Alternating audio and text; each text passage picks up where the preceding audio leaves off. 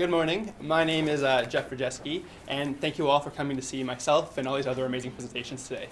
Before I dive into my story we're sharing, I'd like to ask everybody here to think back to the time when you first decided to come to university. Now, I know this may be longer ago for some of you in this room than others, but just bear with me for a second. How did you feel?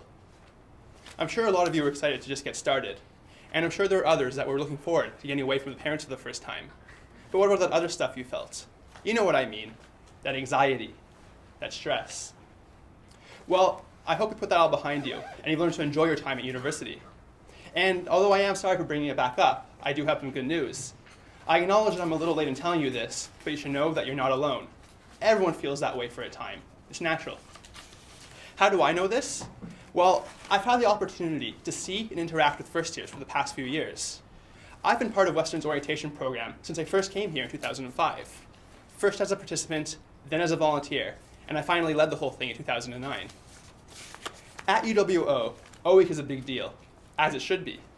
I could spend my entire time up here talking about the importance of Orientation Week and why Western does such a good job of running the program.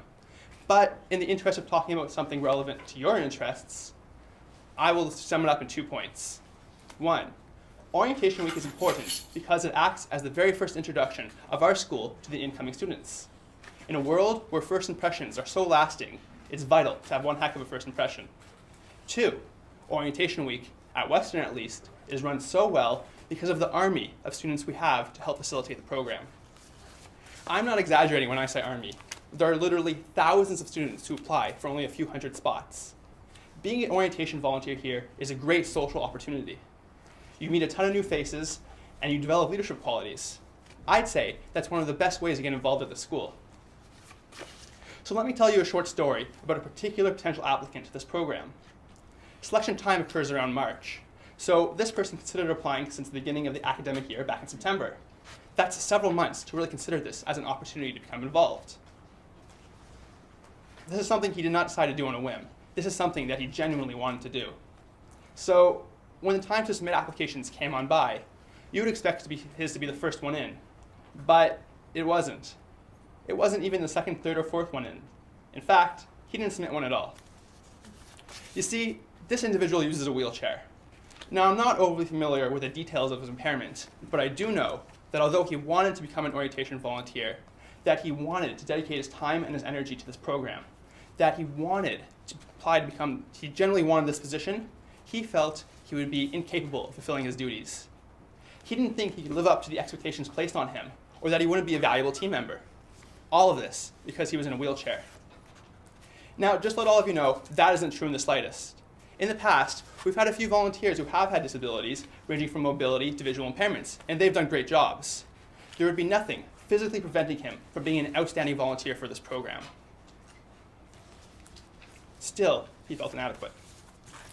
Anyways, after the people in charge at the time met with him, he retrospectively conceded that maybe there was nothing stopping him after all. But at the time, he didn't feel he was up to it. How is that even remotely acceptable in any sort of situation? We live in a culture that tolerates, we live in a culture that prevents, We live in a culture, we live in a culture where physical barriers are not the only obstacles that those with disabilities must overcome. Attitudes exist that create stigmas, that spread misinformation, and overall lower the self-esteem of people who should be entitled to full participation. This is a culture that should not be tolerated, yet it is, and prevents people with disabilities from living out their lives. Granted, there have been some amazing strides taken over the past few decades to increase accessibility in a university setting. For instance, in developing the Accessibility for Ontarians with Disabilities Act in 2001, our provincial government has committed itself to creating a barrier-free Ontario by 2025. This also includes increasing accessibility in universities and other post-secondary institutions by mandating that school administrations work with students with disabilities to figure out the needs and requirements of those with impairments. These strategies work because not only do they bring down physical barriers, but they educate the population about the nature of disability as well. They eliminate these stigmas and they spread awareness about the capabilities of these students. Nationally, the enrollment rate of students with disabilities in universities has increased, largely in part to better accessibility and admissions protocols. Furthermore, dropout rates have decreased thanks to better academic services for those with disabilities. Unfortunately, the story I shared earlier does not reflect such optimistic change. It is not a one-of-a-kind incident either. You can replace orientation week with homecoming, with involvement in clubs, with student government, and I guarantee that you'll find an example of this on any campus. This is a real problem. Learning does not end once one exits the classroom. Student engagement enriches our time spent at university, betters our personal growth, and establishes a sense of community. Every student, regardless of capabilities, should be entitled to this university experience. So why isn't more work being done to study accessibility and extracurricular activities? Currently, there is no solution. There simply isn't enough work being done here. As of now, I don't know how I'm going to be approaching this topic, and I know this isn't something that can be resolved overnight. But what I am sure of is that this is an important issue. Engagement is necessary for every student at every campus. Once again, and I really hate to bring this back up, think back to that feeling of anxiety you had when first entering university. Imagine if that feeling, that knot in the pit of your stomach, never went away throughout your time here. If you always felt like an outsider, like you simply didn't belong.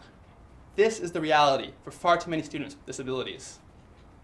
Every student, regardless of their capabilities, should not only be entitled to education, but should be entitled to enjoy their experience as well. Thank you very much and enjoy the rest of your day.